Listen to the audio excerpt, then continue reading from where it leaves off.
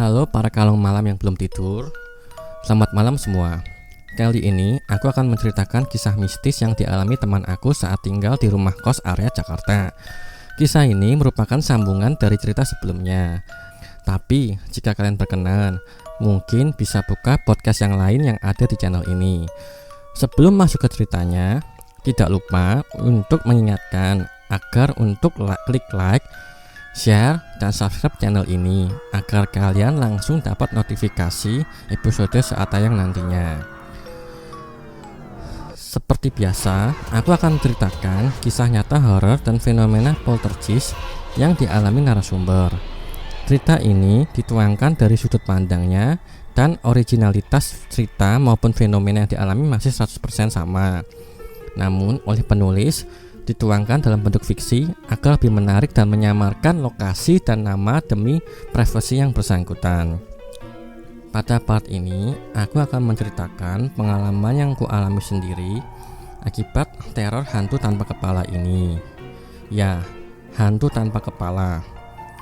Aneh sih, ada hantu semacam ini di lingkungan perumahan yang menurut aku ramai. Setauku, hantu macam gini adanya di Taman Pemakaman Umum Jeruk Purut yang legend itu. Apalagi jenis spesies hantu yang pasaran kan kalau nggak kuntilanak, genderuwo atau pocong. Baru kali ini aku dihantui oleh teror hantu tanpa kepala yang suka gentayangan di lantai 2. Suka tidak suka, harus aku akui, sarang hantu tanpa kepala ini berada sejajar di deretan kamarku. Selain itu juga, konon katanya kepalanya saja bermukim di kamarku, namun tubuh yang terpisah berada di kamar yang lain. Semenjak kehadiran orang pintar tempo hari, emang sosok ini tidak pernah mengganggu aku lagi. Walau terkadang setelah pemasangan pagar gaib, sosok ini kadang pernah masuk ke kamar. Loh, kok bisa? Aku akan ceritakan kenapa sosok ini bisa tembus pagar gaib yang dulu pernah dibuat. Awal mulanya dimulai dengan seringnya muncul bau busuk di kamarku. Dulu aku pernah cerita di part awal. Yang anehnya bau tersebut selalu berpindah-pindah lokasi. Kadang bau busuk dan anyir tersebut muncul di ujung kamar, kadang di bawah sering bed, kadang di bawah meja, yang akhirnya menyebabkan dulu aku rajin beli kapur barus dan pengharum ruangan. Dulu aku mikirnya ada bau bangkai tikus di atas plafon atau bau furniture kayu yang membusuk akibat kena air.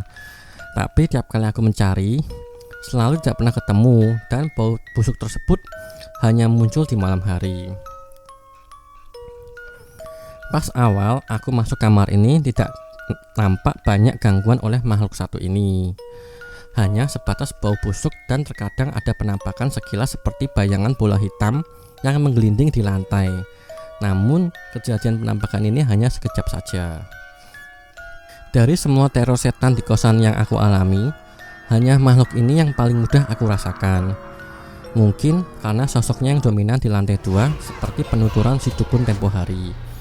Dia emang gak pernah masuk ke kamar. Paling hanya badannya yang tanpa kepala. Badannya itu hanya berdiri di depan jendela kamar kosong. Menurut aku sih, sosok ini termasuk penguasa di rumah ini selain si noni Belanda. Si hantu tersebut paling sering menampakkan sosoknya walau hanya berupa bayangan hitam saja, dan paling aktif bergerak di sepanjang lorong. Sebagai info, semalam saja saat menulis tweet ini, aku mendengar suara seperti nafas, tapi seperti nafas babi, gerak-gerak gitu di lorong depan jendela kamar. Saat itu masih pukul 2:30 dini hari. Momen paling seram dan paling sering dialami anak di lantai 2 di deretan kamarku ini adalah sosok ini suka banget menampakkan diri ke setiap orang yang keluar masuk di lantai 2. Karena kamar tersebut berada di paling depan, sosok ini suka sekali berdiri di depan jendela kamar. Aku tiap kali melewati kamar ini pasti bawaannya merinding, bulu kuduk berdiri seolah seperti ada yang mengawasi. Hawa kamar tersebut juga tidak enak, bawaannya sesek, panas kalau lewat atau masuk ke kamar tersebut. Kalau aku sendiri sering banget merasa dilihatin oleh sosok ini pas keluar atau masuk ke lantai 2. Jujur, di antara semua hantu di kos yang paling pernah mengganggu aku, Sosok ini yang paling berkesan malah favoritku. Kok malah jadi aneh ya? Hehehe. Karena seperti yang aku bilang tadi, buat aku yang normal tanpa kemampuan indera keenam, sosok ini gampang menunjukkan wujudnya.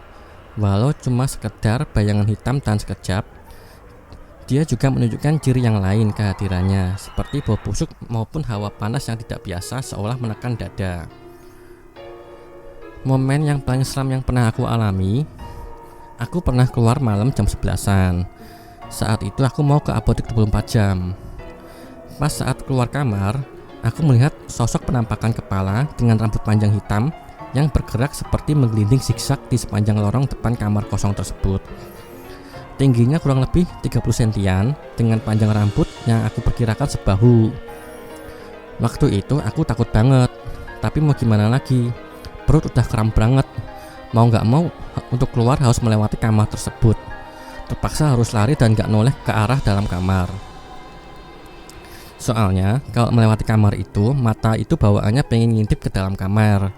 Penampakan kepala yang menurutku cukup jelas ini hanya aku alami sekali saja. Soalnya yang paling sering ditampaki oleh sosok kepala ini ya istri penjaga kosnya. Soalnya orangnya cukup penakut. Kalau kata istrinya, sosok ini punya lidah yang panjang dan mata yang melotot hampir keluar dari rongga matanya. Dulu ceritanya, istri si penjaga kos ini pernah numpang tidur bareng beberapa saudara dari kampung di kamar ini. Pas mereka tidur, si mbak kos ini merasa kok ada bau menyengat banget di hidungnya. Si mbak ini gak merasa takut karena merasa doi tidur rame-rame bareng saudaranya. Dia mikirnya ada bau kentut siapa gitu. Pas dia melek bangun buat ngecek siapa yang kentut, ternyata pas di hadapan mukanya ada sosok kepala aja dengan mulut kebuka dengan lidah menjulur sampai lantai. Langsung deh gempar seisi kamar tersebut gara-gara mbak tersebut histeris. Saat itu lagi libur tahun baru, jadi kos lagi sepi. Aku juga lagi mudik pulang kampung. Seperti yang pernah aku ceritakan sebelumnya, kalau melewati kamar tersebut, aku selalu seolah tertarik melihat ke dalam. Bawaannya, kepalaku pengen noleh ngintip ke dalam kamar tersebut lewat jendela. Pernah suatu malam, aku pas pulang kantor jam 10-an malam. Saat itu, aku noleh dan disambut oleh sosok bayangan hitam tinggi besar dengan tingginya menyentuh plafon kamar. Langsung aku buang muka dan jalan terus ke kamar. Kalau sosok ini kehadirannya menurut aku paling gampang dirasakan banget, yakni suasana ruang itu mendadak terasa panas dan sumpek. Muncul bau busuk walau gak selalu sih. Ini yang paling aku sering alami. Setengah badan, khususnya badan sebelah kanan bawaannya merinding. Gak enak, tapi gak tahu, pokoknya sebelah kanan aja. Aku beberapa kali melihat sosok bayangan tanpa kepala ini, tapi paling sering dia cuma berdiam di dalam kamar. Yang aktif bergerak itu sosok kepalanya ini. Jadi, aku ceritakan versiku seperti apa penampakan kepala yang menggelinding ini. Kalian bisa bayangkan seperti kain plastik hitam setengah transparan yang tertiup angin. Ya, seperti itulah. Paling penampakannya cuma beberapa detik saja lalu menghilang. Cuma gerakannya agak aneh. Kalau plastik jika tertiup angin kan seperti menggelinding.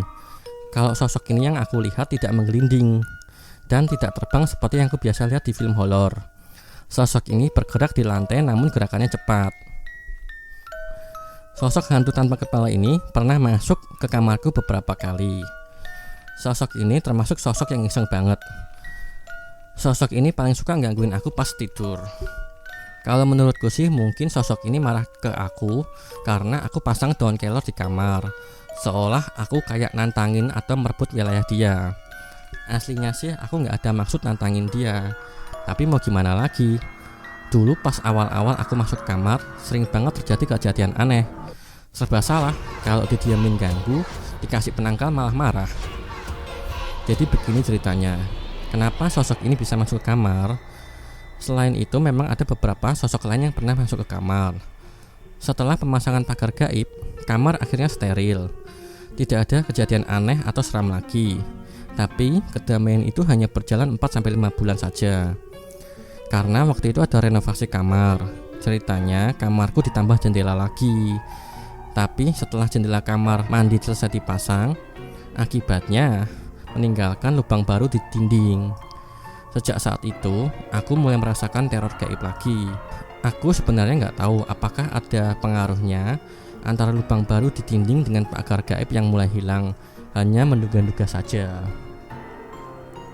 Teror yang aku alami kala itu hampir selama 2 minggu. Setiap kali aku tidur, pasti 100% aku terbangun di tengah malam dan bulu kudukku merasa merinding. Aku mengalami tidur tertindih selama 3 malam berturut-turut. Pernah suatu malam, aku tertindih sampai tidak bisa bergerak. Pas aku mencoba membuka mata, pandangan mataku tertutup oleh bayangan hitam. Pada akhirnya, mencoba meronta dan berteriak, akhirnya badanku bisa bergerak. Kala itu mau menjelang jam 11-an malam. Pas aku berteriak, "Hah! Jangan ganggu!" Soalnya, aku pernah dengar dari teman, dia bilang kita kudu berani dan bentak mereka biar mereka takut. Setelah aku berteriak mengusir, giliran adikku yang ketindihan. Pas itu aku melihat adikku yang terbaring di kasur udah seperti cacing gitu, kayak meronta-ronta, terus dia juga ikut berteriak. Langsung sejak malam itu juga aku putuskan untuk beli lampu tidur agar kamar tidak gelap lagi saat tidur. Terus gak lama semenjak insiden tidur tertindih, aku mengalami mimpi astral projection sebanyak 2 kali. Yang pertama adalah saat aku tidur, kala itu kayak ada yang bangunin aku dari tidur. Cara banguninnya juga kasar banget. Aku didorong-dorong kasar di tempat tidur. Pas aku bangun, kondisi saat itu setengah sadar. Aku diseret oleh sosok bayangan hitam. Salah satu kaki ditarik dalam kondisi setengah sadar. Pas aku mencoba membuka mata, saat itu mau melek itu susah banget. Kedua mata itu berat banget. Aku sempat melihat kok aku diseret gak sakit, sama badanku enteng banget kayak setengah melayang gitu. Yang bikin aneh itu aku diseret-seret seperti di mainan. Aku dibawa muteri bangunan kos, terus naik turun genteng rumah. Aku diseret sambil dibanting sepanjang jalan. Aku juga sempat kayak ditarik ke atas sampai masuk ke suatu gedung tinggi dekat rumah kos. Rasanya tuh pusing banget, mau mual tapi gak bisa.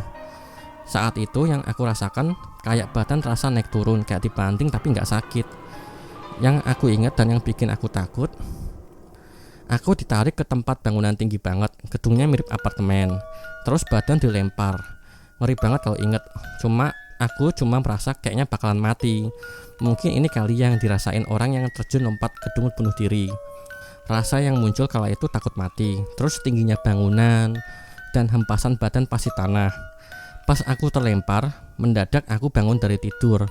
Sehabis bangun tidur, badan terasa capek banget kan, kaki kayak kesemutan. Astral projection yang kedua adalah aku bermimpi aku diseret paksa oleh sosok kuntilanak. Kalau sama sosok ini sama seperti kondisi sebelumnya, aku gak sadar, cuma aku diseret kedua kakiku. Aku ditarik, dibawa keliling muterin kompleks rumah, naik turun melompati atap rumah. Cuma anehnya aku gak takut dan mataku terasa kabur dan berat. Sensasi yang aku alami saat astral projection adalah ngeri banget, tapi badan terasa enteng. Aku merasa banyak banget mata yang melihat ke arahku. Entah itu hanya sekedar firasat saja atau apa. Tapi sepertinya memang benar.